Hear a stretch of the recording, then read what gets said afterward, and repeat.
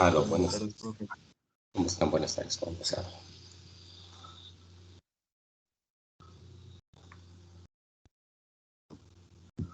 Bueno, muy bien. Vamos a hacer una rápida explicación del trabajo en grupo. Efectivamente, tenemos también un periodo de revisión de parte de un grupo. Efectivamente, se lo va a revisar. Y bueno, vamos a hacer de acuerdo al pedido que nos había comentado John, una breve explicación. Esperen un minutito mientras abro uno de los trabajos.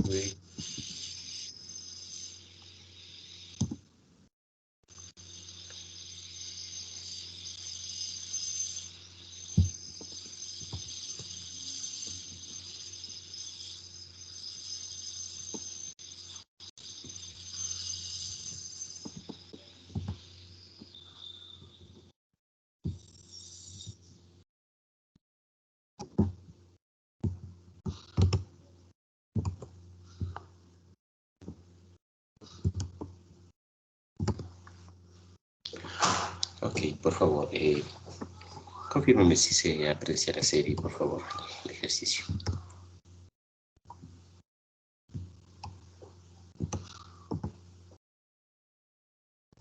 Sí, profe, se puede apreciar. Ok, gracias, muy amables. Bueno, eh, se ha cogido un grupo al azar, ¿no? Efectivamente vamos a verificar en qué consistía este trabajo en grupo. Se había generado eh, ciertas series, efectivamente, para cada grupo, ¿no? Vamos a ver en este caso, de acuerdo a las instrucciones, nos preguntaba en estos 5 literales de igual valor, primero determinar tres medidas de tendencia central, ¿no? En este caso, sin necesidad de agrupar los datos, como nos solicita, necesariamente el promedio, en este caso de esta serie que representa los patrimonios, el valor promedio, el valor medio y el valor modal, ¿no? Bueno, obviamente dependiendo de cada serie, efectivamente se lo podría haber obtenido de manera directa. La media como el promedio, ya lo sabíamos. Efectivamente lo hacemos únicamente por rapidez. De esta forma sabríamos que el objetivo real o que se pedía manualmente, salvo casos muy simples, debería haber sido la suma de todos estos valores en cada una de estas series y finalmente dividirlo para el total de datos que lo que acabamos de ver. Contamos con una serie de 100, ¿no? Entonces podría haberse dividido de esta manera y obtener la media, ¿no? Muy bien. Esto de manera general para todos los valores del promedio. ¿Cómo podríamos haber realizado la mediana, por favor? De pronto, preguntas son sin calificación, así que no se preocupen de que se calificó en un trabajo el grupo. ¿Cómo podría calcularse la mediana? De pronto alguien se recuerda, por favor.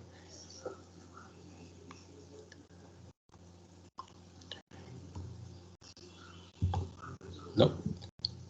La mediana. Sí, por favor. ¿Cómo podríamos haber determinado la mediana? Ordenarle los datos y Correcto, dividirlo. ¿no? Perfecto, es correcto. Sumamos que vamos a ordenar la serie de datos. Eh, Vamos a copiarlo a continuación en este lado. Ordenar estos datos como habíamos señalado de cualquier forma, de manera ascendente o descendente, no hay inconveniente mientras lo ordenemos. De manera que recordemos que teníamos una serie, en este caso, de 100 datos. ¿Cuál será el valor de la mediana? Efectivamente va a estar ubicado en la posición que separe a la serie de datos en dos partes. ¿Cuáles son estos valores? Por favor, ¿quién nos puede ayudar?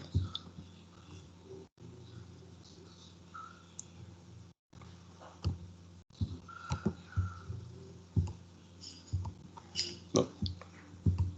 Bueno, eh, recordando este trabajo en grupo debería haber sido un valor entre puntos 50 y 51, ya que de esta manera divide hacia abajo de este valor 50 tenemos 49 de datos y sobre este valor se entiende también del 51 contamos con un igual número de datos, ¿no? En este caso hasta este valor. Bueno, aquí tenemos, esperen un minutito, me parece que copié equivocadamente también el valor promedio. Este valor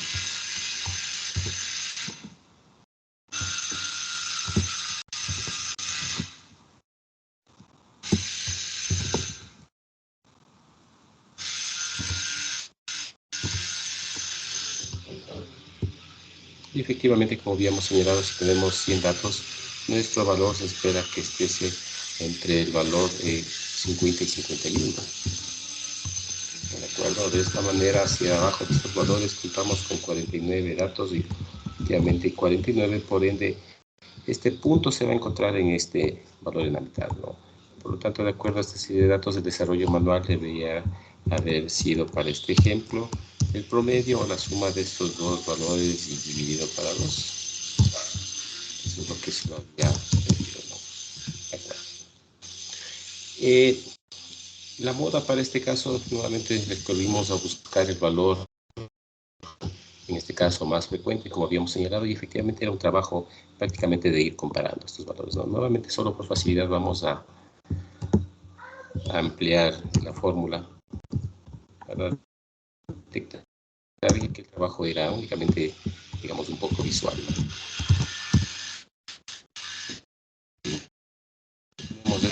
Esto constituía la primera parte de la pregunta. Muy bien. Si revisamos la siguiente instrucción, nos preguntaba o nos solicitaba, de acuerdo a lo que tenemos, ¿no? ¿Qué le parece que si esta distribución de patrimonios tiene alguna forma simétrica? Podría ser simétrica o no. Eso es lo que finalmente nos señala. ¿Cuáles podrían ser los caminos a seguir? Por favor, alguien que quisiera participar, alguien que haya desarrollado algo en el trabajo grupal. De pronto, yo, ¿alguna idea? Y que podría volver a repetir. Lo que pasa es que se escuchaba un poco de ruido de fondo y Sí, estábamos viendo el segundo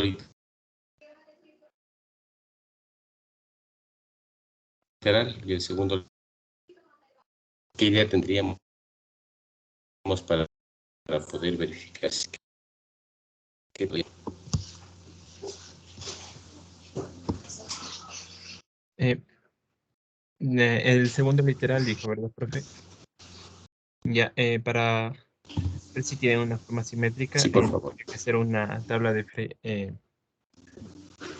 una, un diagrama de clases y tener y de acuerdo a mi tabla de frecuencia, hacer un histograma y ahí ver la forma que tiene el histograma de mis Sí, datos. perdón, se fue la conexión. No sé si es mi conexión. No sé si me pueden confirmar si me escuchan todos, por favor. A veces se le escucha medio entrecortado. Sí, yo también escuchaba medio entrecortado, profe. Pensé que era mi internet. Ok. Por favor, denme un minuto mientras soluciono este inconveniente, por favor.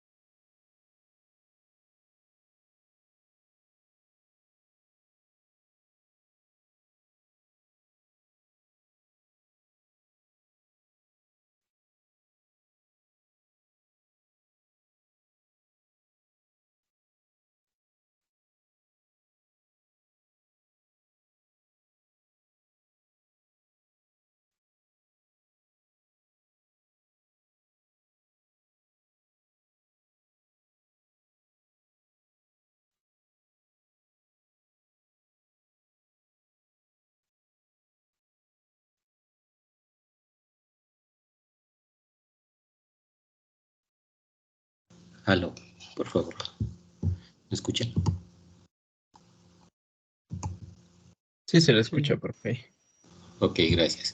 Muy bien, entonces analicemos esta segunda sección, ¿no? ¿Cómo podríamos, digamos, una lluvia de ideas de los grupos? Recordemos que era un trabajo grupal, entonces aquí finalmente consistía en revisar las ideas que cada miembro podría tener. ¿Cómo podríamos de manera general el curso analizar esta instrucción? ¿Qué le parece? Nos dice, ¿no? Si esta distribución tiene alguna simetría, alguna forma simétrica. ¿Cómo podríamos desarrollar alguna idea, por favor? Em, yo le hice, o sea, nuestro grupo le hizo haciendo un diagrama de, o sea, ¿cómo es? Una tabla de frecuencias. Perfecto. Y de esas frecuencias, tomando las frecuencias y la marca de clase, hicimos un histograma. Perfecto. Muy bien. Y de ese histograma podíamos ver si es simétrica Ok. y hacia dónde sería, si es que no, en tal caso no fuera simétrica, hacia dónde estaría dirigido el sesgo. Perfecto. Perfecto. ¿Y cuál fue la conclusión en el grupo de usted? Si no mal recuerdo, la conclusión de esa pregunta fue que tenía un sesgo hacia la izquierda, me parece. Ya. Y no, pero no Entonces, era simétrica, no era simétrica. ok, perfecto. Sí. Realmente las ideas que nos da, en este caso, lo de John es correcto. Podríamos emplear algunos de los métodos vistos realmente, ¿no? Nótese que incluso parte de esta solución pudo haberse apoyado incluso con el literal C, realizar una serie de 7 patrimonios, de 7 clases, ¿no? Para verificar cómo está esta agrupación de frecuencias y hacerlo a través de alguna figura. Es correcto, una ayuda visual. Y también podríamos haber completado un análisis con las 3 medidas que acabamos de calcular, la media, mediana y moda. Muy bien, vamos a intentar hacerlo brevemente de manera ilustrativa lo siguiente. Supongamos que quisiéramos, nótense, nuevamente tener el mínimo de esta serie de datos, el máximo de esta serie de datos también, si quisiéramos determinar. Tenemos entre el 37 hasta el 81.5 es lo que encontramos en esta forma. De manera general, vamos a hacer rápidamente, supongamos desde el menos 40, hagámoslo hasta el que se acumulan hasta el menos 35 y vamos sumando únicamente por facilidad, digamos, lo vamos sumando de 5 en 5. Podríamos incluso ir sumando de 1 en 1 si quisiéramos para llegar a obtener esta composición. Muy bien. Muy bien. Únicamente a medida como que fuesen cierto tipo de rangos, ¿no? De clases iguales para poder graficarlo. Estamos haciendo en este momento. Obviamente, lo que nos propone John es realizar un conteo de esta serie de datos a través de las clases que nos hemos generado y obviamente poder graficarlo de cierta manera para obtener una gráfica. Podemos indicarlo de esta manera, de cómo se encuentran acumuladas, digamos, esta serie de datos, ¿no? Es lo que podemos calcular.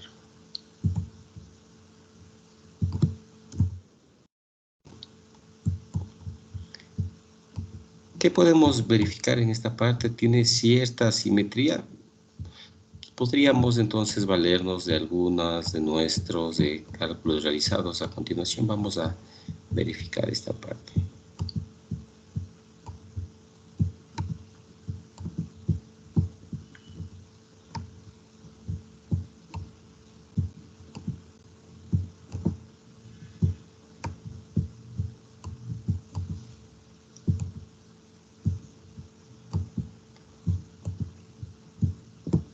Nótese que en esta serie el promedio, en este caso lo tenemos entre el punto 13, ¿no? 13 punto algo más. A partir de este dato, digamos, se encuentra el promedio.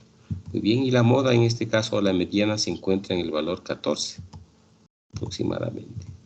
Muy bien. De cierta manera podemos generalizar o tener ya una breve referencia de que esta serie realmente no es simétrica, ya que si a partir de la media, en este caso recordemos que una distribución completamente simétrica, la media va a ser igual a la mediana y de ser una única moda va a ser igual a esta moda. Por lo tanto, como vemos en este caso en particular, la media es inferior a la mediana. Podemos observar y contamos con varias modas, ¿no? En particular. Muy bien, incluso una de estas modas, la más cercana, incluso es menor al promedio y a la mediana, es lo que acabamos de verificar, siendo este valor. Muy bien, por lo tanto, nótese que su simetría no es exacta, ¿no? Tenemos una, digamos, más ensanchada en la parte izquierda que en la parte derecha, que se tiende a una cierta cola. Por lo tanto, no existe realmente una simetría en esta figura. Recordemos que nos decía la teoría. ¿Qué pasaba si tenemos medidas diferentes? Por favor, alguien que de pronto pueda recordarse este concepto.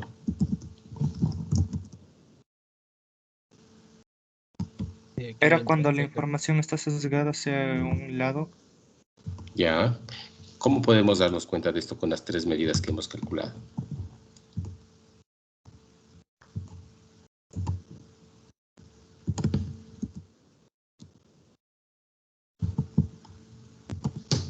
Creo que era eso de que el mínimo debe ser menor al quintil 1 y menor a la mediana. Para que... Muy bien, nótense esta otra aseveración, ¿no? Vamos a hacerlo por rapidez. Nótense que aquí nos da una nueva idea. Vamos a calcular los cuartiles, ¿no? Vamos a hacer el cuartil, brevemente, el cuartil 1, el cuartil 2, el cuartil 3.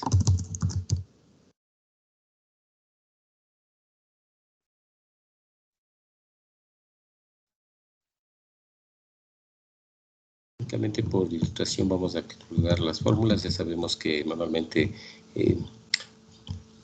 podríamos llegar al mismo resultado. Por lo tanto, en este caso en particular, vamos a hacerlo empleando las fórmulas, ¿no? Tenemos estos cuartiles. Y Sabemos que el ordenamiento de estos cuartiles se genera ya que son medidas de posición, por lo tanto, antes del cuartil, similar a hacer un diagrama de caja y bigotes, existe un mínimo y a partir del mínimo también en el otro extremo existe un máximo. El mínimo ya lo habíamos calculado, pero vamos a establecerlo. El máximo también podemos establecerlo. No nos hemos equivocado en ninguna referencia. Estos deberían ser los valores que tenemos en nuestra serie. La inquietud. Dígame, por favor. Lo que ocurre es con respecto a la mediana. Si tenemos números negativos y en la serie ordenada tenemos menos 18,10 y 18, menos 18,20, ¿por qué la mediana es 14,25? Si en nuestra serie tenemos números negativos. Es una serie de datos, ¿no? Recordemos que es una serie de datos. Lo estamos ordenando y recordemos el concepto de la mediana. ¿Ok? Lo que ocurre es que al ordenar esos valores encajan en la posición 50 y 51. Al ordenar la serie de datos. Ok. La posición 50 y 51 en su serie de datos ordenada corresponde a estos valores, 13 y 14. La inquietud es por qué tenemos este valor si es que tenemos datos negativos. Ajá. Muy bien. Lo que ocurre es que en la serie, por ejemplo, en el trabajo grupal que usted está analizando es el de mi grupo. Y cuando nosotros ordenamos la serie, en nuestra posición en las 50 y 51 tenemos valores de menos 18,2 y 18,1 en nuestra serie. Entonces la mediana para nosotros es menos 18,15 si no me equivoco. Tenemos un problema en su serie de datos entonces. ¿Cuál es su serie de datos original? G2, la que está allí. Lo que ocurre es que cuando nosotros copiamos del documento que usted nos dio, al ser un trabajo compartido, lo reconocía como texto. Entonces, nos ordena los datos de esa manera como usted puede ver allí, pero son todos los mismos datos de la serie G2. Pero algunos datos no se leen porque algunas veces se lee como texto. Aquí entonces... Por eso copiamos la serie y ya ordenada en la columna E, si no me equivoco. Ok, bueno, vamos viendo el tema en el caso suyo. Desafortunadamente no sé cuál hubiese sido el inconveniente. Realmente los datos que se habían colocado en cada uno de las series son numéricos, ¿no? Eso lo podemos verificar cuando observamos en la parte de abajo. Nos suma, nos da los cálculos que se refieren. En caso de tener textos no se generan estas opciones. Me parece que existió algún inconveniente al momento de realizar o traspasar los datos. Ahí tenemos una complejidad. ¿Cómo podemos verificar que es la misma serie a manera de ejemplo?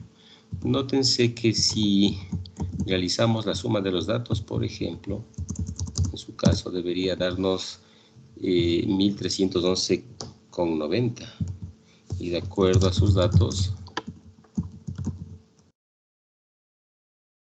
tenemos ese valor. Por lo tanto, tenemos un indicador de que en algún momento, como ustedes nos comentan, no se copiaron los valores como números, ¿no?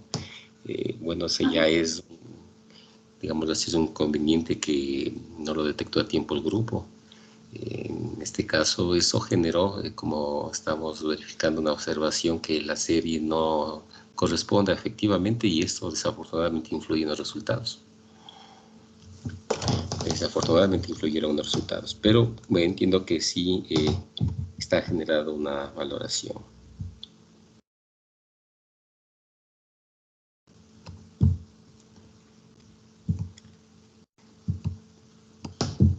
Bueno, realizando este paréntesis entonces, para dar explicación a la inquietud que nos comentaba la compañera, nótense que si bien es cierto tenemos una serie de datos, recordemos que la mediana en sí es una medida que solamente nos separa la información en dos partes, hacia abajo y hacia arriba de cierto valor, por eso es una medida tanto de tendencia central como de posición.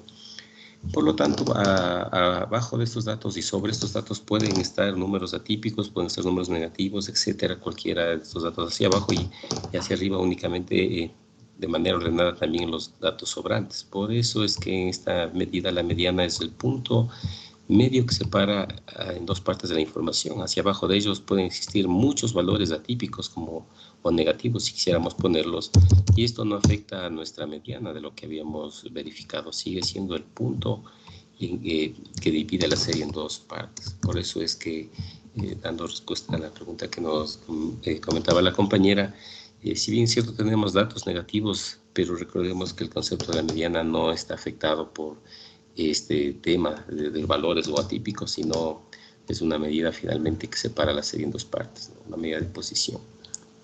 Muy bien, no sé si queda claro esa parte, por favor, Eli.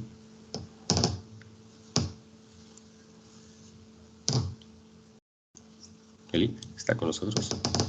Sí, está clara esa parte. Sí. Muy bien, y bueno. Lo que ocurre es que en algunos documentos de Excel, lo que ocurre es que hay una diferencia entre los puntos y comas. Entonces, hay versiones de Excel que sí reconocen las comas y otras versiones de Excel que no reconocen. Por ejemplo, cuando es un documento compartido en OneDrive, ocurre este problema. Entonces, por eso creo que otros grupos también tuvieron ese inconveniente. Por eso, en la fila E, no, lo que hicimos fue cambiar los puntos y comas para que leyera correctamente el documento Excel. Correcto, de acuerdo. Y es la misma serie. Pero nos sigue dando un valor diferente. Sí, eso es lo que no entendemos. Sí. Y creo que por eso la mayoría de nuestros compañeros tienen problemas al haber hecho el trabajo grupal. Bueno, la verdad, parece que es el único grupo que la serie no correspondía. Parece que había otro tipo de errores en el resto de grupos, pero este fue el más diferente a la serie que no correspondía. Posiblemente puede haber sido el momento del ordenamiento, de arrastrar las fórmulas, de que se generó algún tema de generar datos duplicados posiblemente, ¿no? Y esto realmente afectó, pero bueno, en este primer resultado. No obstante, en el literal B que queremos justificar tiene una importante valoración de acuerdo al desarrollo que acaban de hacer. Nótense que justo íbamos a verificar esta explicación. Es me parece que uno de los grupos que mejor explicó el literal B. Realmente no es una serie simétrica porque recuerden que si fuese simétrica debería tener esta forma similar hacia los lados. Por lo tanto, las distancias entre cuartiles y entre el mínimo, digamos, debería ser similar o idéntica. ¿Qué estamos calculando a continuación, por ejemplo? Nótense la distancia que existe entre el valor mínimo al cuartil 1, que acumula el 25% de los datos, llega a tener un rango de 30.1, versus, en este caso, la distancia que tiene entre el cuartil 2 o el punto mediano hacia el cuartil 1 es del 20.5, y en este caso también del cuartil 3 hasta el cuartil 2 es de 12.5, y del dato máximo, ¿sí?, hasta el cuartil 3 tiene 54. Muy bien. Ruta serie simétrica. Estas distancias deberían ser similares. Recordemos que estamos acumulando el 25% de la información a medida que generamos un nuevo cuartil. Por lo tanto, como vemos, no tenemos los mismos rangos o diferencia de rangos o distancias entre estos valores. ¿Qué nos revela esta primera parte? Nótese que la distancia más grande, si efectivamente la tenemos entre el valor máximo y el cuartil Q3. Eso nos revela entonces que tiende a generarse una cola hacia el lado derecho, ¿sí? Y por lo tanto, no sé si lo puede quedar claro, finalmente esta distancia que tenemos entre el valor máximo y el cuartil 3 es la más grande de todas, incluso más grande que la otra cola, que el cuartil 1 al mínimo. Por lo tanto, nos señala que existe cierta asimetría. ¿Hacia dónde estaría más extendida la cola? Efectivamente hacia el lado derecho, en otro caso, el lado positivo de los datos, ¿no? Eso es lo que nos señala. Por otro lado, recordemos las medidas de tendencia central. Tenemos una media menor a la mediana, que habíamos visto una teoría cuando habíamos revisado esta parte. Perdón, creo que lo tenemos, en alguna sección habíamos visto las formas de distribución.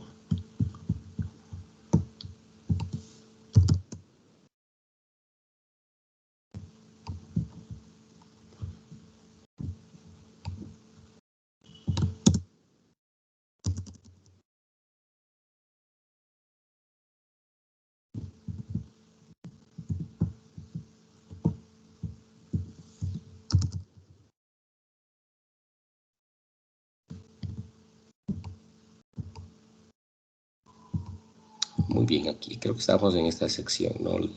Incluso la diferencia de estas medidas de los rangos intercuartílicos. Vamos a hacer brevemente este repaso.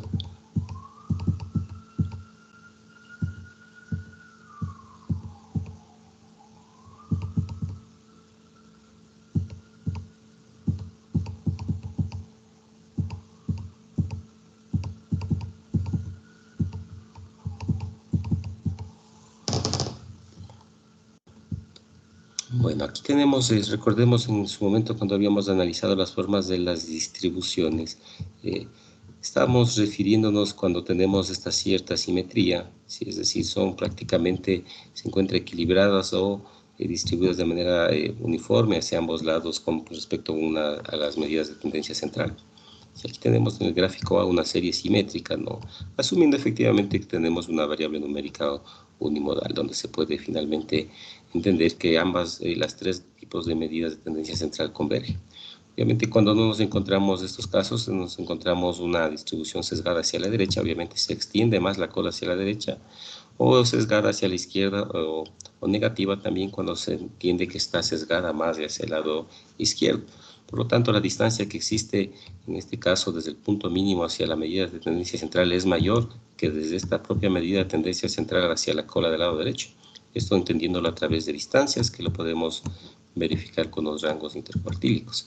Y me parece incluso que habíamos revisado, habíamos hecho hincapié a través del empleo de las medidas de tendencia central hasta el momento, cuando podemos nosotros verificar efectivamente a través de estas tres medidas una forma de una distribución.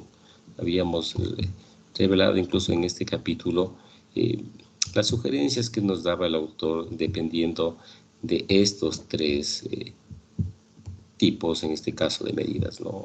Para el caso de datos unimodales numéricos, incluso la media normalmente es menor a la mediana.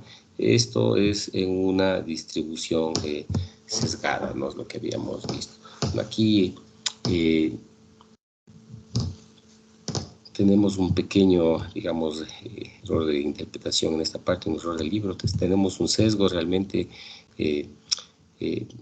hacia la derecha cuando tenemos este denominador, ¿no? La medida es menor a la mediana para nuestro ejemplo.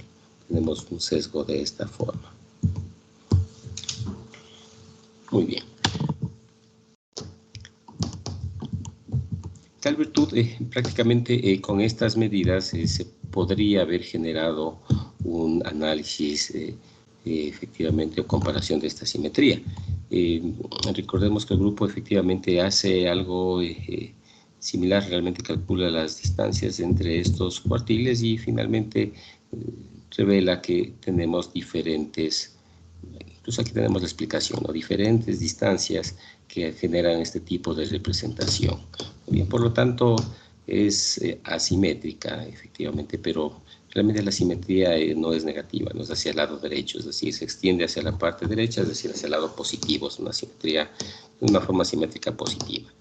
Muy bien, únicamente por esa interpretación se fue afectado un poco la calificación de este enunciado. Muy bien, esto entonces con la aplicación de estas medidas o estas distancias se pudo haber generado también la respuesta que nos provee efectivamente el compañero de generar un cierto histograma también es válido para este desarrollo, ¿no? A propósito, se podría desarrollar algo más, pero bueno, eso lo que podríamos realizarlo o lo esperaríamos realizar realmente cuando ingresemos a revisar la distribución normal. ¿A qué se refiere una distribución normal? Bueno, no quisiera adelantarme, pero únicamente para graficar o tener una referencia gráfica de este concepto. Muy bien, vamos a traer a continuación la siguiente función. Existe la famosa distribución normal.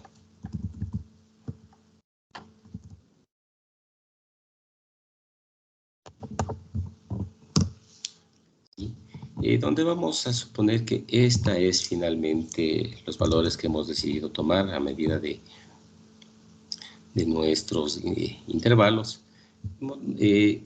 Si de esta serie hemos calculado su media, que lo teníamos a continuación, esta era la media.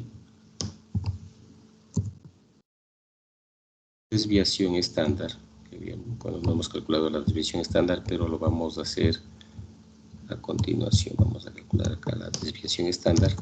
Y no vamos a acumular las curvas, no vamos a hacer únicamente una distribución bruta. La verdad no quisiera aún adelantarme los conceptos, pero únicamente para graficar. Ya que podíamos haber calculado la desviación estándar, la desviación típica. A propósito, debería ser una desviación típica poblacional o muestral. ¿Qué opinan, por favor?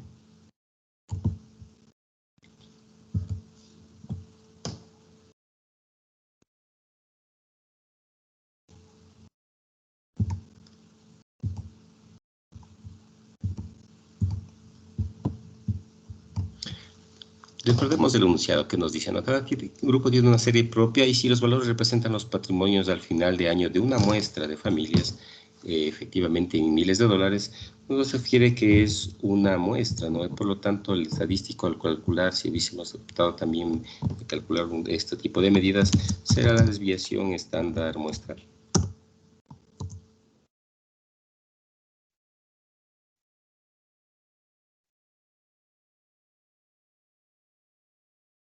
De esta serie de datos.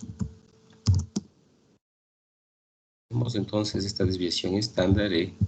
Lo único que estoy queriendo determinar a continuación, cuál es este valor obviamente que pertenece o es un rango de mi serie de datos original a una distribución normal estándar. Bueno, la verdad es efectivamente debo fijar los parámetros.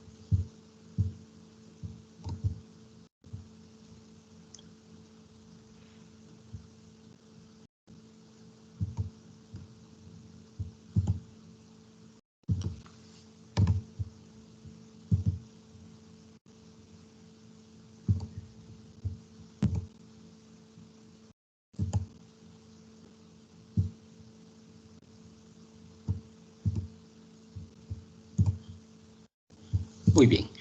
¿Qué es lo que se ha querido intentar en este gráfico? La verdad, no, el objetivo no era aún adelantarnos a las distribuciones de probabilidad, pero, perdón, se me movió el gráfico. Lo que efectivamente en un futuro vamos a revisar son las formas de las distribuciones. La distribución más simétrica que tenemos se entiende que es una distribución normal, que lo veremos en su momento, es decir, se genera una campana. Cuando no tenemos una campana, obviamente se entiende que está más sesgada hacia un lado, a través de un punto o una medida de tendencia central. Recordemos que para nuestro ejemplo, la medida de tendencia central era, o nuestra media, lo habíamos visto a partir de un valor cercano al 11, que podríamos entender que es este valor. Por lo tanto, no existe realmente esa condición de simetría, no es lo que estamos verificando. Aquí lo que se ha hecho en este gráfico es graficar efectivamente la representación que debería tener cada uno de estos puntos, que únicamente son partes o podrían ser incluso puntos medios de clases de mi propia serie, es decir, datos reales, transformándoles a una distribución normal para poder graficarla y verla su forma a través de, en este caso, de una posible campana. Es lo único que estamos verificando. Aquí tenemos las gráficas de las líneas azules, representan las frecuencias, cómo se encuentran realmente levantadas esas frecuencias, y obviamente la línea de color rojo representa la traducción de estos puntos para poder graficarla a través de una distribución normal y ver de manera visual su simetría, ¿no? Es lo único que se intentó hacer en este gráfico. Entonces, sin el afán de adelantarnos, realmente las respuestas o las opciones que tenían realmente son, puede haber sido a través de este histograma o gráfico de barras, o el estudio de estas distancias, o la aplicación de estos conceptos de medidas de tendencia central para poder verificar la simetría. Muy bien, esto con respecto al segundo literal. El tercer literal nos dice realice realmente una serie de 7 patrimonios de cada clase y presente un polígono de frecuencias, ¿no? En este caso, nótense que aquí se daba la libertad de generar los patrimonios de 7 clases, no se pedía exactamente incluso que sean clases similares, ni nada por el estilo, pero la técnica para realizar realmente estas distribuciones de frecuencias que daba discreción entonces de cada grupo. Por lo general la mayor parte lo desarrolló afirmativamente y generó, creo que realmente el inconveniente más grande fue el desarrollar el polígono de frecuencias. Recordemos que el polígono de frecuencias debe realmente cerrarse con el eje horizontal, ¿no? Por lo tanto, el objetivo era generar este polígono y incrementar estos puntos medios ficticios de una clase superior e inferior. La mayoría lo generó adecuadamente y los casos que tuvieron inconvenientes fueron más en el desarrollo de este gráfico. El desarrollo de las clases, no, la mayoría, digamos, casi todos lo hicieron bien, no había ninguna restricción adicional, estaban libres en hacerlo si hicieran de manera balanceada o no balanceada, etcétera, ¿no? El tercero es realizar todos los cálculos y obtener las medidas necesarias para realizar un diagrama de caja y bigote. Esto se refiere entonces a lo que habíamos señalado. Podríamos haber partido de las mismas medidas, en este caso, para generar este diagrama de caja y bigote, que nos iba también a representar. Nótense que todas las preguntas estaban finalmente relacionadas, ¿no? Nuevamente este diagrama de caja y bigotes les iba a reforzar el literal B, ya que nos ayuda a representar nuevamente si es que la distribución se encuentra, en este caso, sesgada. Creo que tenemos a continuación por aquí el gráfico de bigotes. Muy bien, entonces la mayoría de casos lo desarrollaron. Únicamente habría que darle los valores efectivamente a mis valores. Muy bien, tenemos este gráfico de caja y bigotes, ¿no? Es lo que estamos señalando. Nace desde un punto negativo, desde los patrimonios negativos hacia un patrimonio positivo. Nótese totalmente sesgada hacia aquel parte. Obviamente en este gráfico es hacia la parte superior, pero si quisiéramos entenderlo es hacia la parte negativa de los datos, ¿no? Recordemos que son los datos ordenados, se entiende entonces que tiene un sesgo realmente hacia el lado derecho de mi serie de datos. Eso se lo verifica también en un diagrama de este estilo, ¿no? Pues también eran libres de desarrollar el diagrama de cajas. Algunas personas, grupos desarrollaron por hacerlo manualmente el diagrama, no hay ningún inconveniente. El concepto realmente era reforzar la conclusión anterior. Por lo tanto, como podemos ver, todas estas preguntas tenían entre sí cierta relación para ir, a medida que se avance respondiendo, reforzando sus respuestas, ¿no? En este diagrama, tanto con las clases, finalmente ayudaban a apoyar el punto B. Y bueno, de los literales anteriores, ¿qué podríamos comentar de la serie de los patrimonios? Bueno, en esta parte también estaba libre discreción de cada grupo que podríamos interpretar de manera general. Vamos a verificar los que son los patrimonios, digamos así, si quisiéramos, podríamos emplear todas las medidas. Patrimonios menores a 0, por ejemplo. Existe patrimonios iguales a 0, vamos a ver, y mayores a 0. ¿Qué representaban los patrimonios menores a 0 de acuerdo a nuestro enunciado? Negativos pueden interpretarse como que tienen pasivos, que activos únicamente era una interpretación. Podemos haber dicho que eran efectivamente pérdidas, si quisiéramos. Estos son activos, ¿no? Que cuentan con más activos. Pasivos se podrían decir que tiene préstamos, posiblemente deudas, etc. Y vamos a verificar cuántos casos tenemos. Si quisiéramos verlo de esta forma, ¿no? Era libre realmente el análisis que podría señalar dependiendo de cada serie, no había un análisis previo de cada serie. Era diferente, obviamente no tenemos patrimonios de 0 para este ejemplo, y patrimonios positivos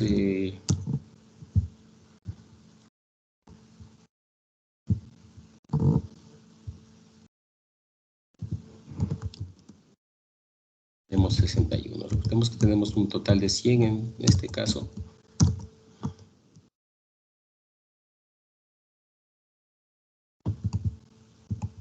Muy bien, tenemos este cierto porcentaje, ¿no? Y apoyado con el resto de medidas que hemos calculado en este breve ejemplo, ¿qué podríamos concluir? Podríamos concluir que realmente la mayoría de esta muestra de familias, por ejemplo, tienen realmente patrimonios positivos o activos. ¿Cuántos son? Realmente es el 69% de los casos. Se puede decir que de cada 3 familias, 2 tienen activos, es decir, patrimonios positivos, y 1/3, si quisiéramos verlo así, o el 31% de las familias tienen realmente más pasivos, ¿no? Es decir, pues se puede entender como patrimonios negativos. Apoyados en el resto de los datos, podríamos poner que incluso el patrimonio promedio de esta serie de datos es positivo y son en miles de dólares y representan en promedio $14,250 como patrimonio para toda mi serie de datos. Podríamos incluso apoyarnos en el resto perdón, este era el promedio, ¿no? $13,000. Su mediana es de $14,250, donde que se indica que el 50% efectivamente de los patrimonios son menores a este valor, aunque más clara es la medida de señalar que los patrimonios negativos realmente constituyen el 31% de los casos, ¿no? ¿Qué más podemos comentar? Apoyados en nuestras medidas o cuartiles, podríamos comentar incluso que el 25% de la información efectivamente se encuentran con patrimonios menores a los $6,000, etcétera. Comentar que incluso a través de qué punto comienza a tener patrimonios positivos, ya lo habíamos señalado, en el 69% de los casos comienzan a tener patrimonios positivos, y de acuerdo a la simetría, incluso como podemos verificar, es más extensa, o hay casos donde se puede revelar que tienen patrimonios mucho más altos o las diferencias son más altas que los patrimonios negativos, ¿no? De acuerdo, esto dependiendo a la serie de cada dato que tenía. Por lo general, entonces, se podría concluir, incluso si hubiese querido calcular medidas de dispersión, comentar cómo se encuentra la dispersión con respecto a estos patrimonios, etcétera, ¿no? Por lo tanto, este quinto literal de comentar la serie de patrimonios podría tener varias interpretaciones y podrían haber sido más enriquecidas dependiendo efectivamente de la cantidad de estadísticos que hayan podido desarrollar. Muy bien, en tal virtud, este era el desarrollo de este trabajo grupal. No sé si existe alguna inquietud, por favor.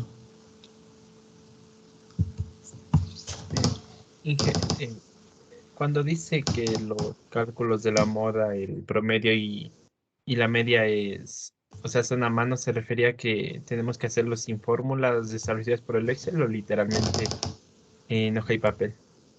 No, en hoja y papel no, se refería, sí se lo explicó, salvo manual más, estamos respondiendo a las medidas como los quintiles, por ejemplo, los cuartiles, los deciles, no hacerlo con fórmula, ahí sería el procedimiento más que eso. Obviamente las fórmulas como la suma, la media, son cálculos diferentes, no se podría resumir de mayor forma, ¿no? Por lo tanto, se refería a eso, ¿no? No necesariamente de pronto la instrucción de hacerlo en hoja, como esta parte posiblemente no era el objetivo. Se entiende que la suma es un proceso común, a eso no era a ese nivel, digamos, de restricción, ¿no? Más era en el empleo de las medidas que son, que si bien es cierto se pueden calcular con la fórmula, como el cuartil, por ejemplo, de SIL, este tipo de cálculos se prefería de manera manual. Por eso era el desarrollo de un trabajo efectivamente para que participen todas las personas. Muy bien, no sé si existen más inquietudes. Realmente esperaba que el trabajo no fuese muy complicado. La única complicación, digamos, el concepto que había atrás de este ejercicio era que contábamos entre la serie de datos con valores negativos. Y obviamente esta tenía únicamente un trasfondo de interpretar el momento de justificar estos literales, identificar que había efectivamente un cierto porcentaje de población que tiene, digamos, pérdidas o tiene más deuda que activos y otro no. Pero en general, como estamos viendo para esta serie, es más el número de patrimonios que realmente, o familias que tienen activos, no tienen valores positivos en sus patrimonios. Esa era la única, digamos, caso nuevo que se generó. De ahí el resto era aplicar las medidas, verificar las simetrías sin aplicar las formas de curtosis, asimetría, etcétera, que se lo propone para un tema de investigación, pero con los conceptos anteriores ya se podía tener una idea. Y bueno, los otros desarrollos también era la aplicación de las medidas que también habíamos visto en clase. Nuevamente, atendiendo a la inquietud de ayer, se va a generar un nuevo trabajo efectivamente para que se pueda aumentar este tipo de calificaciones. Muy bien, si no hay más inquietudes, por favor, sobre este trabajo, dígame, por favor. Disculpe, si no es mucha molestia, tal vez podría abrirle el trabajo del grupo número 3, por favor. Lo que pasa es que uno de mis compañeros me dijo que no se visualizaba ciertas gráficas que realizamos y tal vez quería saber si pasó lo mismo a lo que mandamos el trabajo. Ok, vamos a abrir únicamente este caso adicional. Por favor, si es que existe algún tema de solicitud de recalificación, que me lo puedan escribir, por favor, a fin de no atrasarnos más en la materia. Muy bien.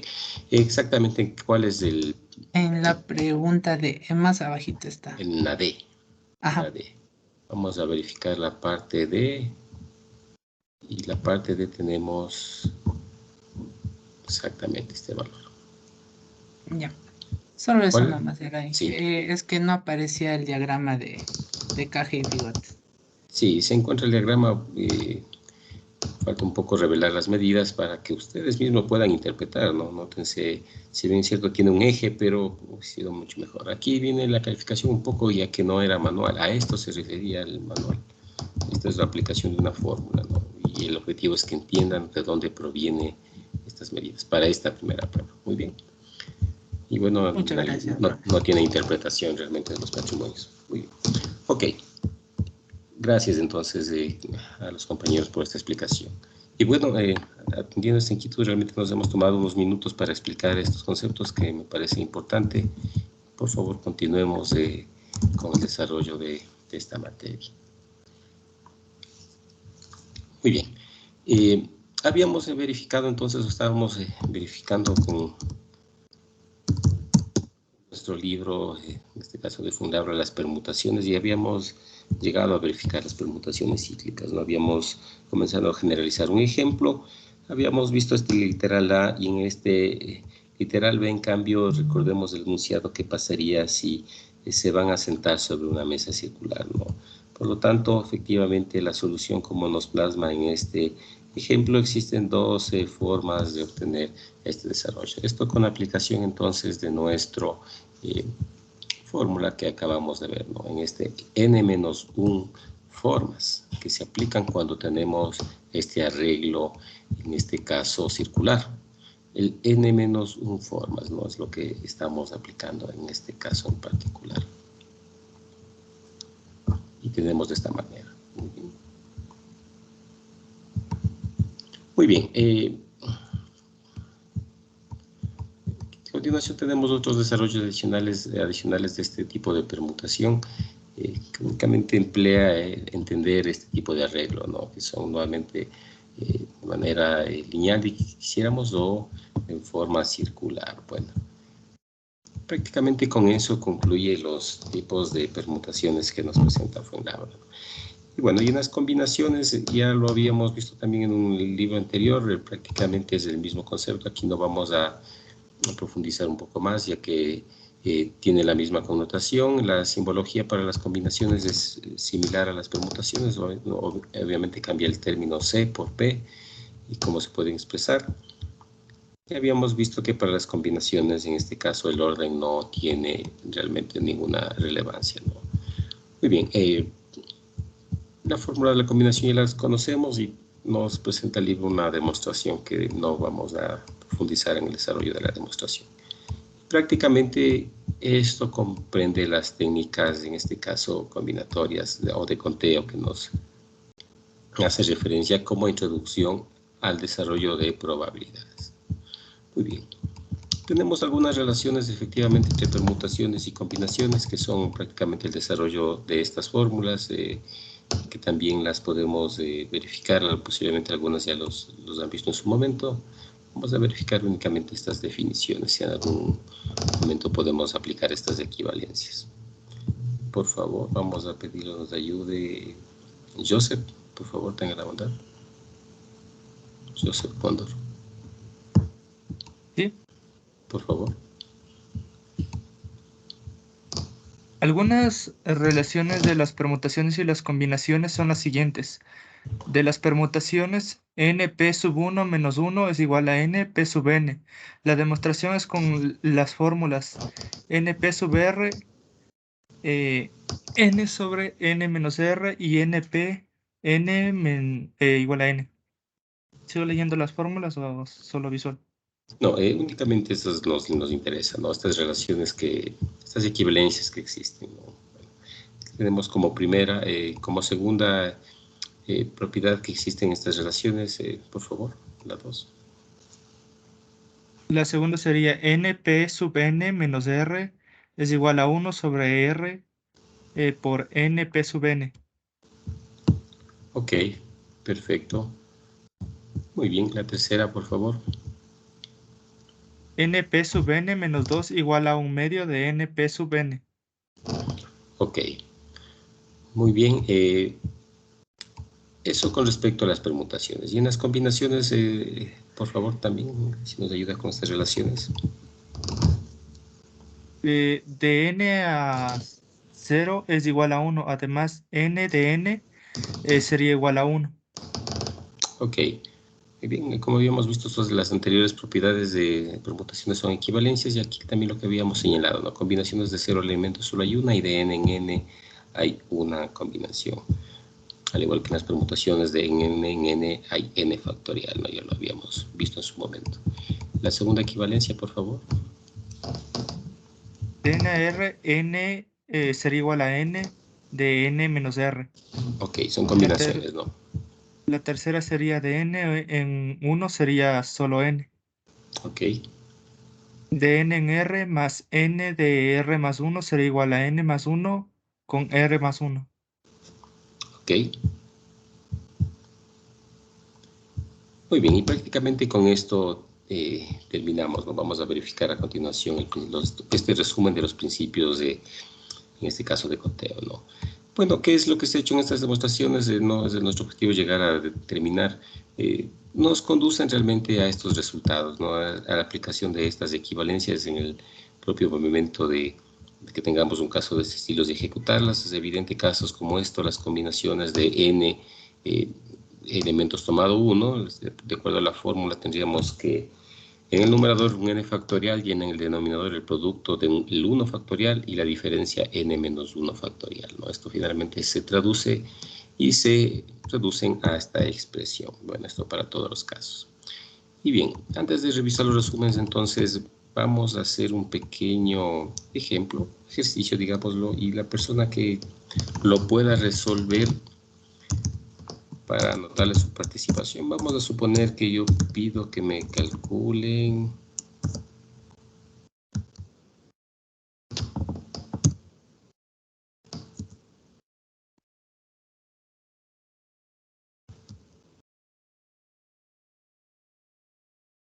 no sé si se logra ver, por favor. ¿Cuál será el resultado sin aplicar la fórmula? ¿Quién quiere desarrollarlo y proponerlo brevemente? ¿Cuál será el resultado de este desarrollo?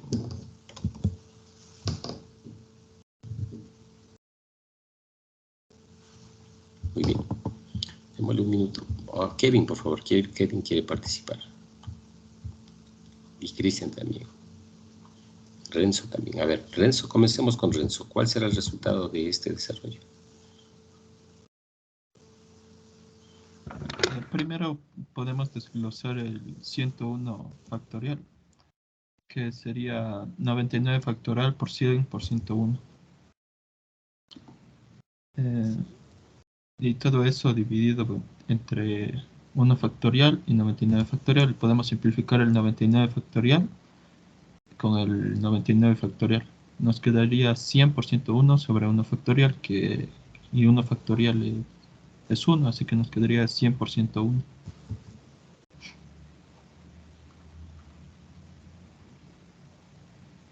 Por 101. Pues entonces lo que hemos estado haciendo, si quisiéramos emplear quizá las fórmulas, sabemos que nos pide determinar el factorial.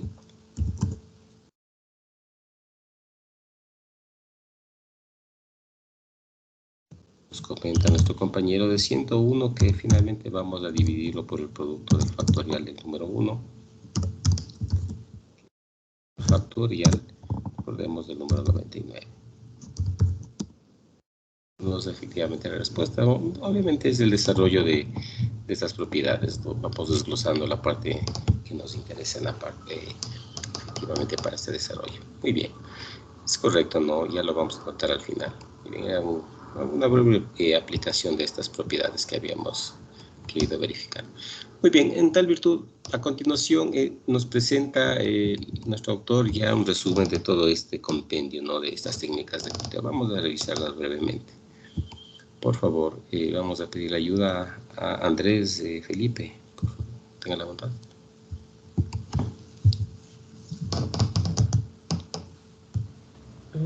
Buenas noches, ¿sí me escucha? Sí, gracias. Buenas noches. Todo, ¿verdad? Desde la... Sí, por favor. Ok. Principios fundamentales del conteo. Principio multiplicativo. P1 por P2 por P3 hasta Pn. Verificación de n sucesos en el que cada uno puede verificarse de P sub i maneras diferentes. Principio aditivo. P1 más P2 más P3 hasta llegar a un Pn distinto. Un suceso tiene n maneras diferentes de realizarse, excluyentes entre sí, y cada una de ellas sucede de P sub i maneras distintas. Parte B, permutaciones. La fórmula n, o la permutación de R igual a n-1 por n-2 hasta un n menos R más 1, donde R es menor o igual que n. Y permutaciones de n elementos tomados de R en R. N, la permutación R es igual a n factorial sobre n menos R, y todo eso es el factorial. NP, n es igual a n factorial, permutaciones de n elementos. La fórmula de permutación es igual a n factorial sobre n sub 1 factorial, 2 factorial, 3 factorial, hasta un n sub g factorial. Si los n elementos y repeticiones n sub 1 son iguales a n sub 2, son iguales hasta llegar a un n sub g, son también iguales. Relaciones de permutaciones. np n menos 1 es igual a np n de permutaciones n. N permutaciones de n menos r es igual a 1 sobre r factorial por n permutaciones de n. Y n permutaciones de n menos 2 es igual a 1 medio por n permutaciones de n. Y permutación de combinación es igual a n menos 1 factorial. Circular, permutación circular. Circular. Ok. Sigo. Por favor, terminemos con las combinaciones. Ok, las combinaciones, sus fórmulas. De un n y un r sale de un n. Eso sí es combinaciones, ¿verdad? ¿O sigue siendo circular? Combinación. Combinación R es igual a un n por n menos 1 hasta llegar a un n menos r más 1. Y esto dividido para r factorial. De un n, r es igual a n combinaciones r, el cual es igual a n factorial sobre n menos r factorial por un r factorial. Relaciones de las combinaciones. N o igual a 1. Además, nn es igual a 1. Ok, muy amable, gracias. Prácticamente, bueno, tenemos otras relaciones, ¿no? Ahorita no tendría sentido volverlas a revisar. Bueno, únicamente por comentar, posiblemente no se olviden, este tipo de representación significa el número de permutaciones de n elementos tomados R, ¿no? Un número R que es inferior o igual al N. Y las combinaciones también se lee como combinaciones obtenidas de n elementos tomados R. Se puede presentar de esta manera o de las otras dos formas que habíamos visto. Muy bien. Y prácticamente a continuación tenemos algunas propuestas de ejemplos, ¿no?, que nos presenta el libro. Más que leer este tipo de ejemplos, vamos a ver si para el próximo trabajo en grupo proponemos algunos desarrollos de problemas de conteo, efectivamente, para que tengan esta familiaridad, como vamos a ver, que nos sirve realmente para el desarrollo de probabilidades cuando queremos obtener este número de eventos para poder aplicar el concepto de espacio muestral. Prácticamente en Fuenlabra termina ya esta sección de los términos de conteo con varios ejemplos, ¿no? Varios ejemplos de esos principios de multiplicación, aditivo, multiplicativo y de combinaciones y permutaciones. Muy bien, contamos entonces con este número de ejercicios, ¿no? Vamos a proponer para el próximo trabajo algunos de estos, ya los vamos a comentar. Muy bien. Vamos a regresar entonces, por favor, a nuestro libro en este caso de Meningel, para verificar, luego determinado este principio de conteo, lo que corresponde a la definición ya para adentrarnos a una definición formal o axiomática de lo que es una probabilidad. Y luego de esto, efectivamente, ingresar al repaso de lo que es o comprende la teoría de Bayes.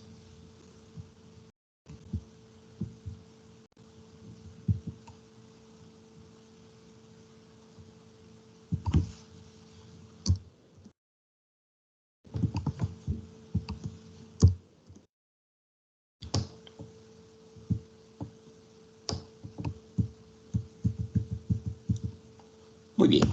Habíamos visto entonces, recuerden, en su momento habíamos definido ya ciertos conceptos para el desarrollo de probabilidad. Aquí en este caso Meningel también los formaliza, lo vamos a verificar rápidamente para hacer relación, ya que Meningel nos da un poco más de profundidad en estas mismas definiciones. Por favor, vamos a pedirle nos ayude a Brandon, por favor, Brandon Gavilanes. Buenas noches, Inge. ¿Sí me escucha? Sí, gracias. Buenas noches. 2.4.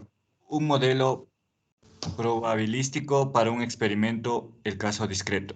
En la sección 2.2 nos referimos al experimento de lanzar un dado cuando observamos el número que aparecería en la cara superior. Usaremos el término experimento.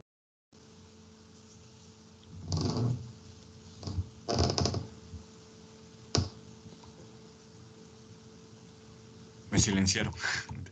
Situaciones obtenidas de situaciones incontrolables por completo. Por ejemplo, observaciones en el precio diario de una acción en particular, así como aquellas hechas en condiciones controladas de laboratorio. Tenemos la siguiente definición. Un experimento es el proceso por medio del cual se hace una observación.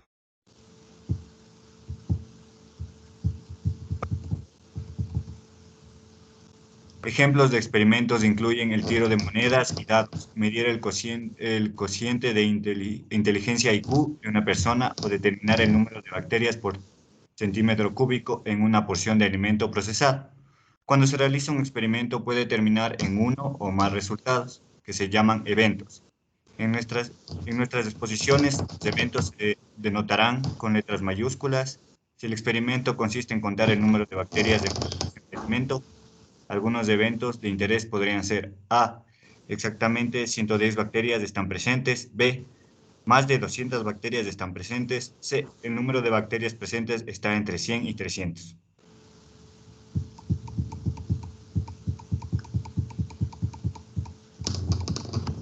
Algunos eventos asociados con un solo tiro de dado balanceado son los siguientes: A, observar un número impar; B, observar un número menor que 5; C, observar un 2 o un 3; E1, observar un 1, E2, observar 2, E3, observar un 3, E4, observar un 4, E5, observar 5, E6, observar un 6.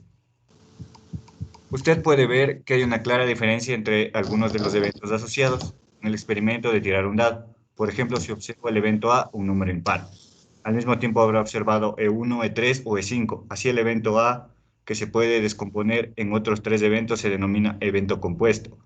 En contraste, los eventos de 1, de 2, de 3, de 4, de 5 y de 6 no se pueden descomponer y reciben el nombre de eventos simples. Un evento simple puede ocurrir solo en un modo, mientras que un evento compuesto puede ocurrir en más de una forma distinta. Ok, gracias. Hasta ahí está bien, muy amable, gracias.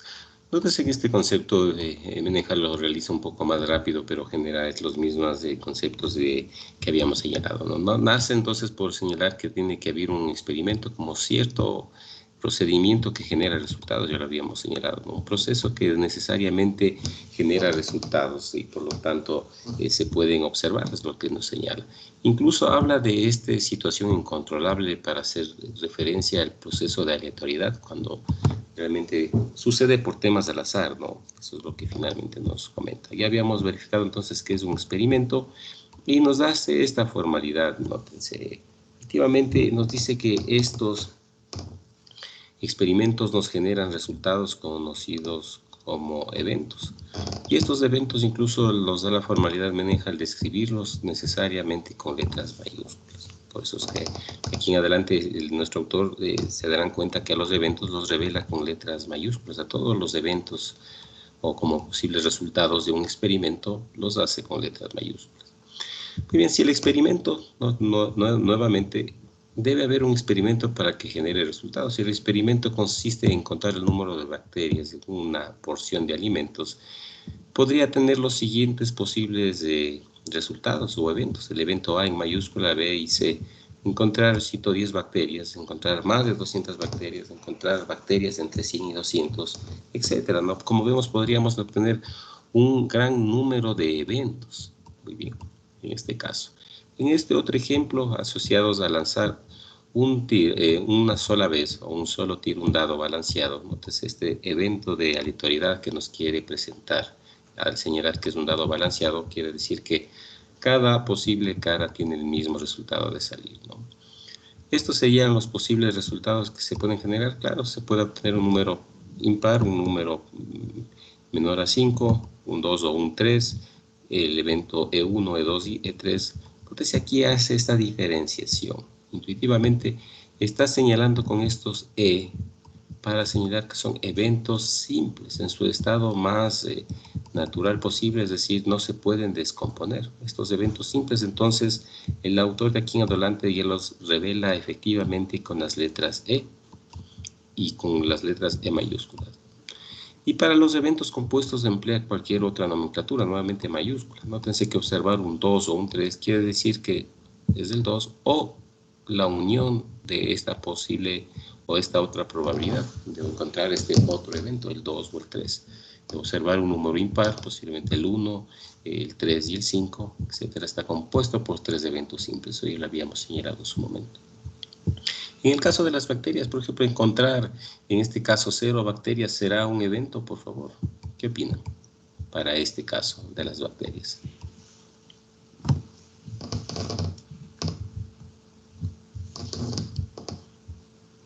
¿Qué opinan, por favor? ¿Será posible, será un evento encontrar 0 bacterias? Posiblemente sí puede ser un evento. Porque puede pasar, sea muy improbable, podría pasar. Ok, sí, gracias a lo que nos comenta John.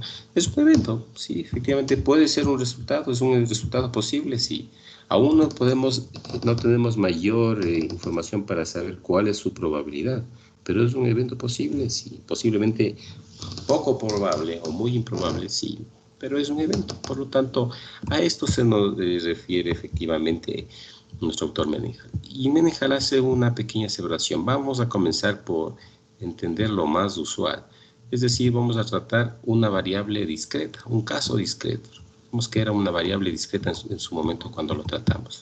Muy bien, efectivamente el objetivo es pasar, o lo que nos recomienda el autor, pasar de un caso discreto para poder luego profundizar a casos no discretos, ¿no? Ya que los casos discretos podemos entender los que son más fáciles de entender, ya que los podemos visualizar de cierta manera. Muy bien, entonces entendiendo esto, tenemos ciertos conceptos, ¿no?, relacionados nuevamente a la teoría de conjuntos que realmente son empleados para el empleo o estas asociaciones de probabilidad. Muy bien, los conjuntos sabíamos que son finalmente una colección de elementos, de datos o de ciertas características. Las palabras en teoría de conjuntos es la unión de ciertos, o la agrupación de ciertos elementos, ¿no?, que generan este conjunto. Ahora, en probabilidad, como habíamos señalado, se entiende que cada uno de estos elementos se denomina un famoso punto muestral. Y de tal manera que nótese que cada uno de estos eventos simples están asociados con un experimento. Nos genera entonces la siguiente definición 2.2. Por favor, vamos a verlo si es tan amable Luis Alberto Pilataxi, por favor.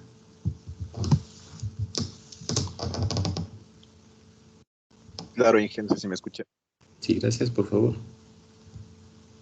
Listo. Un evento simple no se puede descomponer.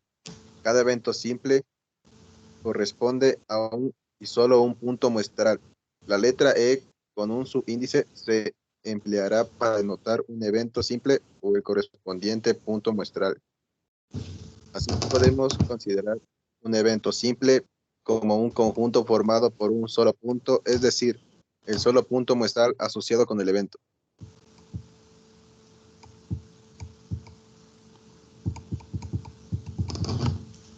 Por favor. Definición 2.3. El espacio muestral asociado con un experimento es el conjunto formado por todos los posibles puntos muestrales. Un espacio muestral estará denotado por S. Fácilmente podemos ver que el espacio muestral S asociado con el experimento de lanzar un dado está formado por 6 puntos muestrales correspondientes a los 6 eventos simples. E1, E2, E3, E4, E5 y E6. Esto es, el conjunto S va a ser igual a E1, E2, E3, E4, E5, E6.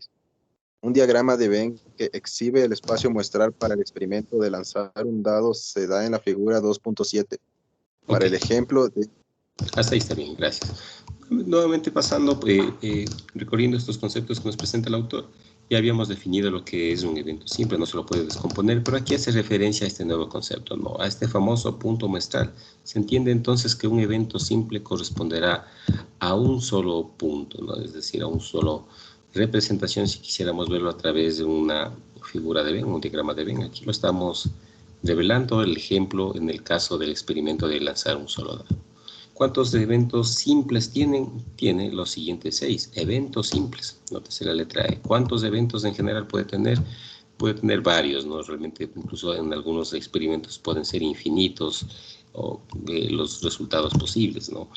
Pero refiriéndonos a los casos como puntos muestrales, hace referencia a que componen nuevamente nuestro espacio muestral, entendiendo entonces que para Mendenhall esta aseveración de un evento simple hace relación o tiene el mismo significado de un punto muestral, y ahora vamos a ver a qué se refiere punto muestral cuando realicemos ya un concepto de probabilidad. Bien, lo que habíamos señalado entonces, nuevamente el espacio muestral va a estar compuesto por todos aquellos eventos, en este caso simples, es decir, formado por el conjunto de todos los puntos, posibles puntos muestrales. Ya habíamos señalado que es un punto muestral, es un evento simple.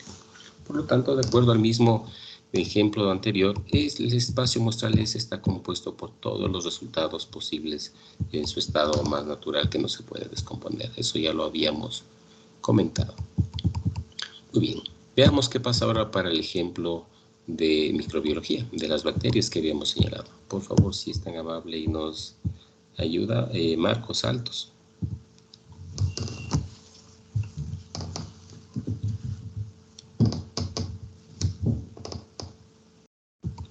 Está con nosotros Julio Sánchez, por favor.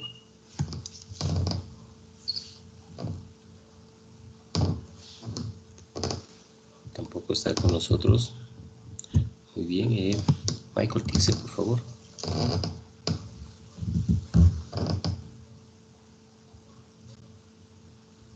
Buenas noches. Buenas noches. Ya, fácilmente podemos ver que el espacio muestral S, el experimento de lanzar un dado, está formado por 6 puntos muestrales, por 6 eventos simples. 4, E5 y E6. Esto es S igual a E1, E2, E3, E4, E5, E6. Un diagrama de Venn que exhibe el espacio muestral para el experimento de lanzar un dado se da en la figura 2.7. Para el ejemplo de microbiología de contar bacterias en un espécimen de alimento, hagamos que 0 corresponda a observar 0 bacterias. E1 observar una bacteria y así sucesivamente. S igual a E0, E1, E2. Porque no se puede excluir ningún número entero de bacterias como posible resultado. Ambos muestrales que examinamos tienen la propiedad de que están formados ya sea por un número finito o uno contable de puntos muestrales. En el ejemplo de lanzar un dado hay 6, un número finito, puntos muestrales, el número de puntos muestrales asociado con el experimento de contar bacterias es infinito. El número de puntos muestrales distintos se puede poner en correspondencia biunívoca con los enteros, es decir, el número de puntos muestrales es contable, se dice que estos espacios muestrales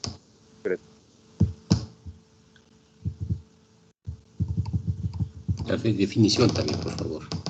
un espacio muestral discreto es aquel que está formado ya sea por un número finito o uno contable de puntos muestrales distintos. Ok, gracias, hasta ahí está bien. Muy bien, entonces la característica que nos presenta Fuenlabra, como habíamos anticipado, él nos da un poco más de profundidad y nos señala ya realmente que un espacio muestral no necesariamente vamos a poder tener a la mano o contabilizar, digamos, fijamente todos los espacios, todos los eventos simples, ¿no? Los eventos posibles. Y tal es el caso, como lo vemos a continuación, de las bacterias que se pueden encontrar en ciertos alimentos. Habíamos visto que el evento, si el E0 corresponde efectivamente a encontrar 0 bacterias, eso es un resultado posible y lo define como E0. No se puede descomponer, es un evento simple. Y así podríamos generar, si por el subíndice al número de bacterias que se podría encontrar realmente en este alimento, pudiendo ser E1, E2, E100, por ejemplo, 100 bacterias en este alimento, podría encontrarse 1000 bacterias, por ejemplo, podría encontrarse 1.000.000 de bacterias, es posible, ¿no? Por lo tanto, como vemos, podría obtenerse un número infinito de bacterias en este procedimiento, es correcto, es un número infinito de bacterias.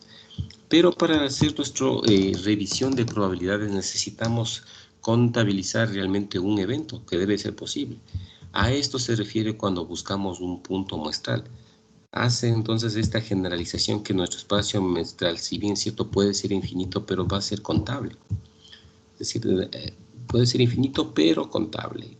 Por lo tanto, esta es la definición que lo genera Mendenhall de la siguiente manera para referirse ya a lo que constituye un espacio muestral discreto, formado por un número finito, en este caso de resultados o de puntos muestrales o eventos simples, si quisiéramos verlo así, o un número también de puntos muestrales distintos, obviamente, pero contable. Y esto es lo que nos señala. De tal manera que, como es evidente la siguiente definición, ya nos anticipamos a verificar lo que dice a continuación. Recordemos que en el lanzamiento del dado, el E1 y el E2 no pueden ejecutarse al mismo tiempo. O cae 1, o cae 2, o cae 3, o 4, o 5, pero no puede caer en un solo lanzamiento de este dado. En este experimento no puede tener más de 2 resultados simultáneamente. ¿A qué concepto nos referíamos en este caso? No sé si lo recuerdan, por favor. ¿A qué concepto nos referíamos?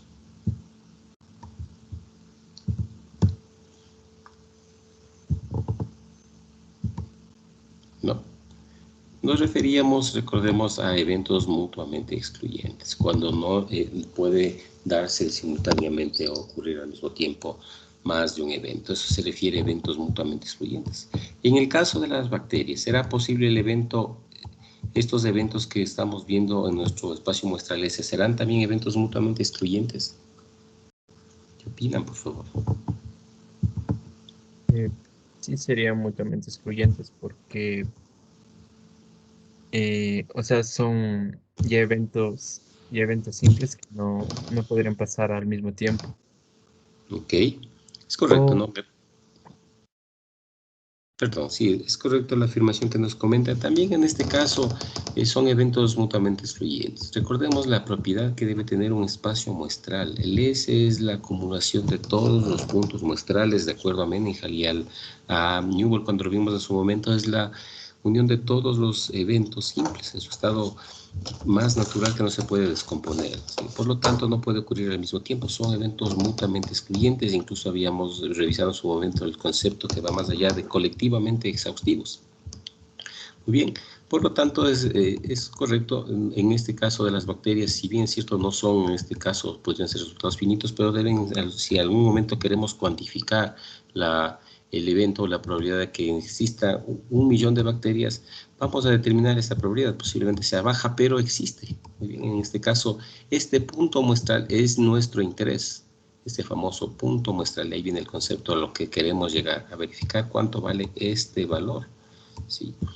Asumiendo efectivamente esta consideración. Muy bien.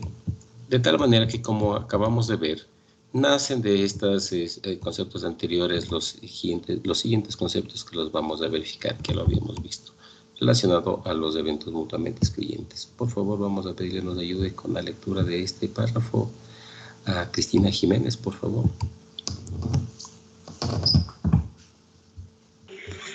Buenas noches, Silvia. Buenas noches. De definición 2.4, desde ahí. ¿Desde cuándo? Ya. Cuando un experimento se realice en una sola vez, se observará un y solo un evento simple. Por ejemplo, si se lanza un dado y se observa un 1, no se puede al mismo tiempo observar un 2. Así, el punto muestral simple E1 asociado con observar un 1 y el punto muestral simple E2 asociado con observar un 2 son distintos, y los conjuntos E1 y E2 son conjuntos mutuamente excluyentes. Por tanto, los eventos E1 y E2 son mutuamente excluyentes del mismo modo. Todos los eventos simples distintos corresponden a conjuntos mutuamente excluyentes de eventos simples y son, por tanto, eventos mutuamente excluyentes. Para experimentos con espacios muestrales discretos, los eventos compuestos se pueden ver como grupos conjuntos de puntos muestrales o bien de manera equivalente, como uniones de los conjuntos de puntos muestrales simples correspondientes a los eventos simples apropiados. Por ejemplo, el evento A de lanzar un dado observe un número impar ocurrirá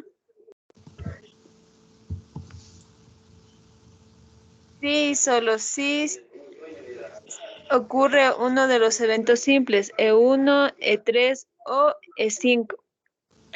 Así, A es igual a E1, E3, E5 o A es igual a 1 unión E3 unión E5.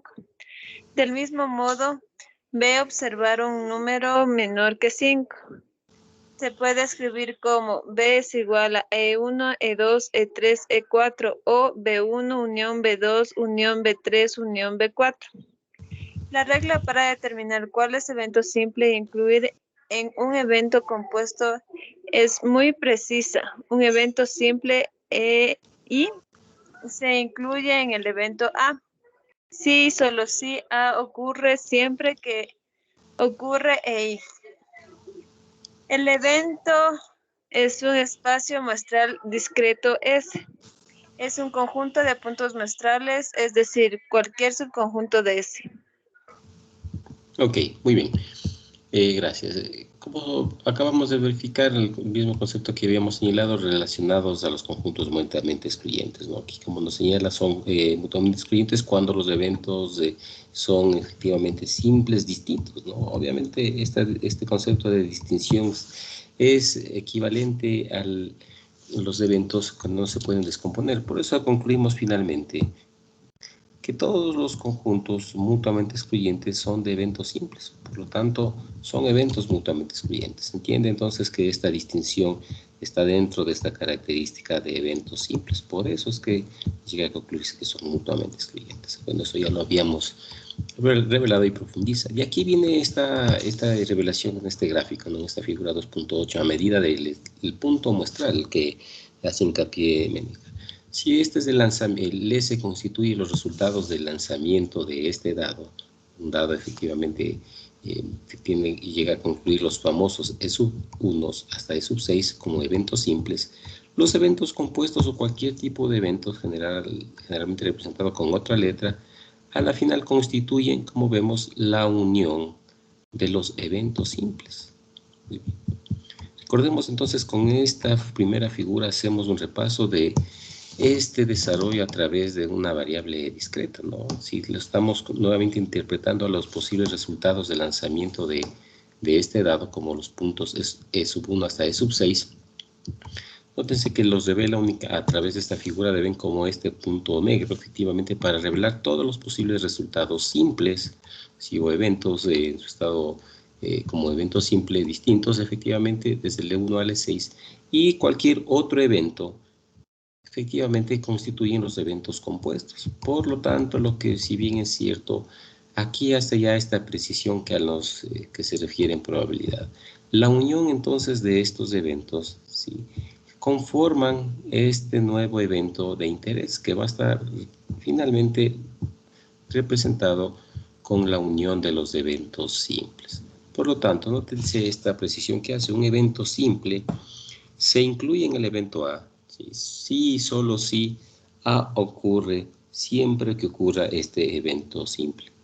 En otras palabras, ¿cuál es subconjunto de quién? El evento simple es subconjunto de A, o A podría ser también subconjunto del evento simple. ¿Qué opinan, por favor? No sé si queda claro esta parte, por favor. Por favor, tenemos una mano levantada, tenga la bondad.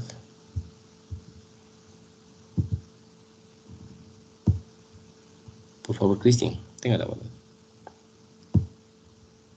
Sí, A no podría ser subconjunto de un evento simple porque el evento simple ya no se puede seguir descomponiendo en más eventos. Ok, es correcto. Gracias la respuesta de Cristian. Efectivamente, nótese la formalidad que nos da Menninger, ¿no? A o otra letra se refiere a necesariamente un evento compuesto. Únicamente las D se refiere a los eventos simples. Ya no se pueden descomponer los eventos simples. Por lo tanto, el evento simple siempre va a ser o se va a incluir dentro de un evento compuesto. Sí, solo sí, obviamente, el evento compuesto necesariamente depende de que ocurra el evento simple, ¿no? Si no existiría el evento simple, digámoslo así, no podría también generarse los eventos compuestos, como lo vemos en la figura. De tal manera que los eventos simples sí pueden ser parte o conformar los eventos compuestos, pero no al revés, es lo que finalmente nos habíamos señalado. Y bien, vamos revisando, por favor, los siguientes conceptos. Por favor, vamos a pedirle que nos ayude a Brian Loya, por favor.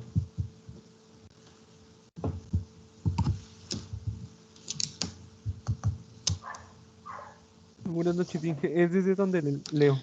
Desde la figura, por favor. Ya. La figura 2.8 da un diagrama de Venn que representa el espacio muestral y los eventos a observar. Y los eventos A, observar un número impar, y B, observar un número menor que 5. Para el experimento de lanzar un dado, observe que es fácil visualizar la relación entre eventos y se usa un diagrama de Venn. Por la definición 2.5, cualquier evento en un espacio muestral S es un subconjunto de S. En el ejemplo relacionado con determinar el número de bacterias en una porción de alimento, el evento B, el número de bacterias es mayor que 200, se puede expresar como B igual a E sub 201, E sub 202 y así, donde E sub I denota el evento simple de que hay I bacterias presentes en la muestra de alimento EI igual a 0,1,2. Un modelo probabilístico para un experimento con un espacio muestral discreto se puede construir al asignar una probabilidad numérica a cada evento simple del espacio muestral S. Seleccionaremos este número, una medida de nuestra creencia en que ocurrirá el evento en una sola repetición del experimento. de forma tal que será consistente con el concepto de frecuencia relativa de probabilidad. Aun cuando la frecuencia relativa no da una definición rigurosa de probabilidad, cualquier definición aplicable al mundo real debe concordar con nuestra noción intuitiva de las frecuencias relativas de eventos.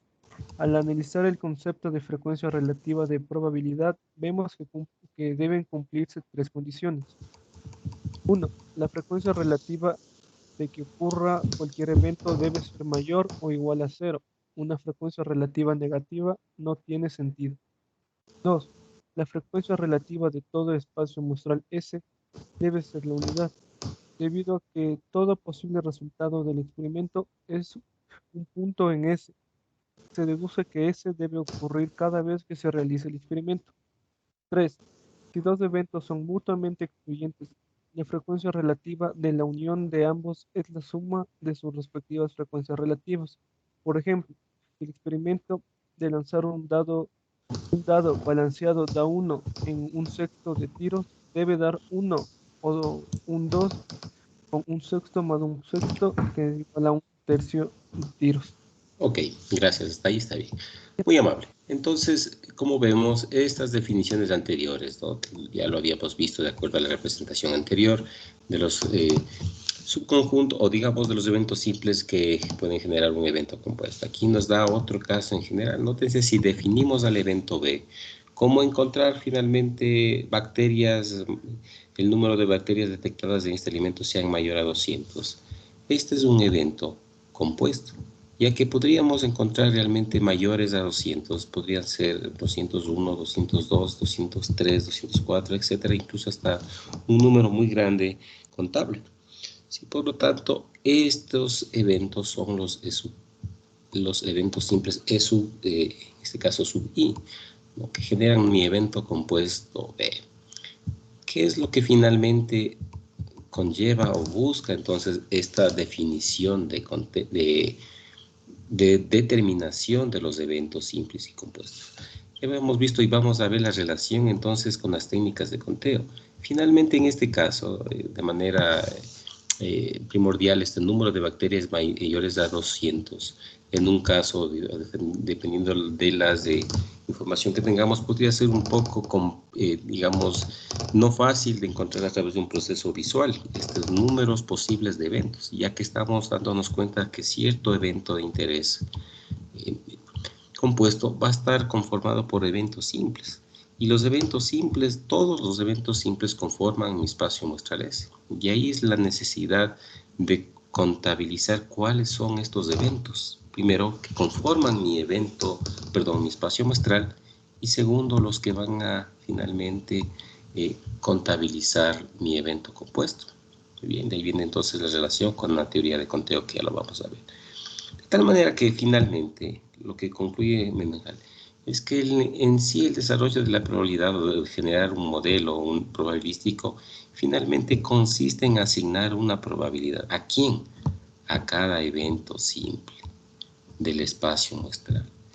Ya que si, como nos acabamos de dar cuenta, nosotros asignamos un evento simple, ¿sí?, de un espacio muestral, efectivamente será la unión de estas probabilidades para otro tipo de evento compuesto. Por lo tanto, ¿cuál es la unidad más pequeña o básica finalmente en el tema de probabilidades? Es el evento simple, ya que si de alguna forma podemos asignar una probabilidad a estos eventos simples, ya de cierta manera generar una probabilidad de un evento compuesto va a ser el entendimiento de la unión de las otras probabilidades simples. De tal manera que hace relación al evento de frecuencia relativa en probabilidad. ¿Qué era la frecuencia relativa? Recordemos, dividir entonces este total de resultados que se buscan para el total de resultados, a manera de nuestros conteos que habíamos señalado en su momento, que lo tenemos a continuación por estos casos, digamos.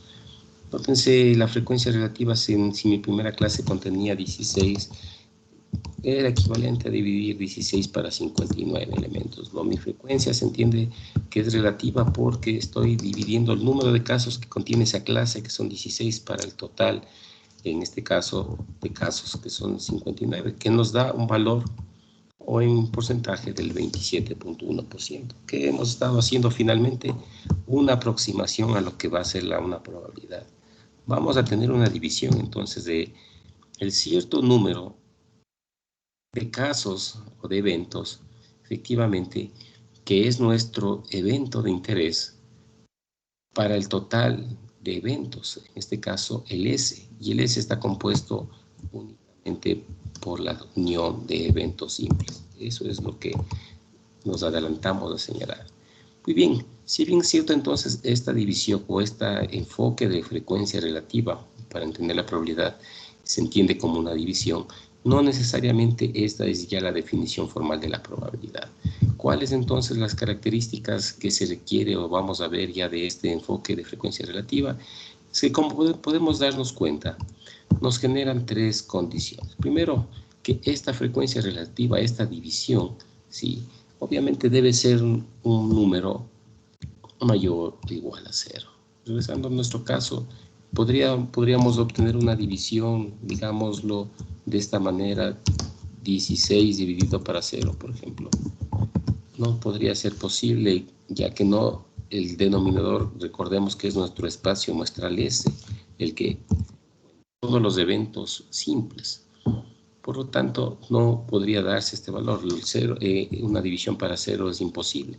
¿Cuáles son los posibles resultados? Tienen que ser valores positivos mayores a 0, ya que una probabilidad también, digamos, negativa de menos 16 para 29 estaríamos indicando que no existen 16 casos en esta categoría, algo que no es posible en probabilidades, no podríamos contabilizar la no existencia de algún evento. Ya recordemos que los experimentos deben generarnos un resultado, no es al revés, que los experimentos no solo que no generan resultados, sino que desaparecen resultados, eso no sería posible.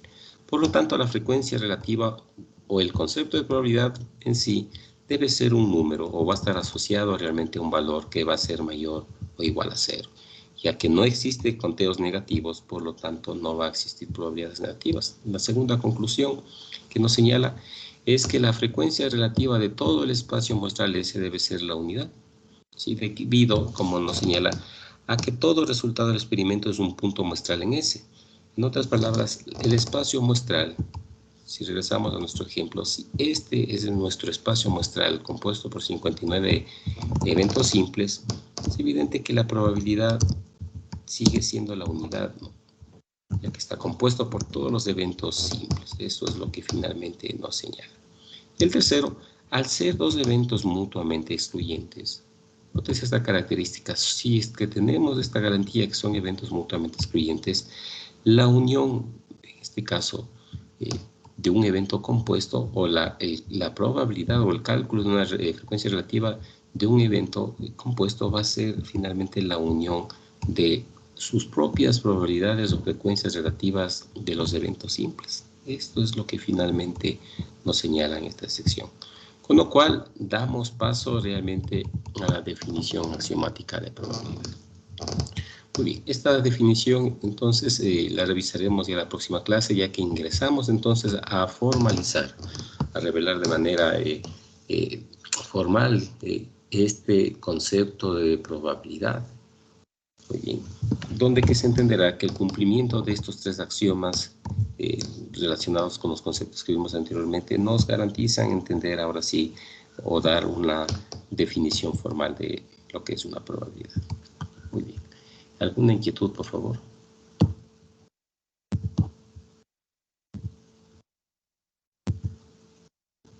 Muy bien, si no hay inquietudes, les agradezco su atención, por favor. Disculpe una preguntita. Disculpe.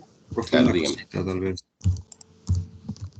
No sé si, a ver, con unos compañeros estábamos tratando de ver si es que se puede mandar un trabajo grupal, aparte de este, que se pueda promediar con el que hicimos anteriormente, ya que, como pudo ver, la mayoría tuvo algunos inconvenientes, más que todo por el tema de lo que nos hizo manual el procedimiento. Sí, profe, no sé si sería posible, aparte de los trabajos que vamos a seguir haciendo, un trabajo, o sea, como que sea de recuperación que promedie justamente con este último trabajo. Apoyo la idea del compañero, no sé si O será sea, posible. Sí, profe, disculpe. Lo que pasa es que igual con los otros trabajos, igual nos iría muy baja la nota. La mayoría de compañeros se confundió con lo de esa parte de lo manual y no entendieron bien. Entonces tal vez le queríamos pedir si nos podía mandar un trabajo, aunque sea con respecto a los mismos temas, algo diferente. A ver si le promediamos con este, por favor. sí, como les había comentado, realmente sí se van a generar más trabajos acogiendo justamente sus peticiones, se van a desarrollar más trabajos grupales. Realmente no tenía proyectado realizar muchos trabajos grupales, pero sí se van a desarrollar más. Entonces, lo único que les ruego, por favor, es que en este momento no los puedo desarrollar, pero todos los trabajos en sí grupales se van a promediar, eso sí es correcto, ¿no? Eso no hay ningún inconveniente. De tal manera que tampoco podemos llenar los trabajos demasiado de trabajos grupales. Nótese que es un inconveniente realmente trabajar con 97 alumnos. Se genera realmente mucho complejidad en revisar tantos trabajos manuales, aún peor así cuando estamos aún en un proceso de revisar las pruebas, ¿no? Pero sí se va a generar más trabajos grupales, no se preocupen por eso. Muy bien. De acuerdo, entonces espero para la próxima. Sí, profe, le decíamos que nuestra petición era porque pese que se promedie con los otros, igual nos va a bajar bastantísimo esta nota y era más por lo que nos habíamos confundido. La mayoría usó las funciones del Excel, entonces tal vez no leyeron o tal vez se confundieron con esa parte. Entonces lo que queríamos era ver si nos promediaba el otro trabajo con este que estábamos haciendo ahorita y que nos fue bajo, para que no nos baje mucho la nota final grupal. Lo analizaría, pero en primera perspectiva todos los trabajos grupales se van a promediar. De ahí viene la importancia efectivamente de que puedan realizarlo entre todos los compañeros. Muy bien, eso por el momento. Les comentaré la próxima clase, cualquier otra novedad. Ya listo, pues. Entonces estamos atentos a su decisión. Hasta luego, pasen bien. Disculpe una duda.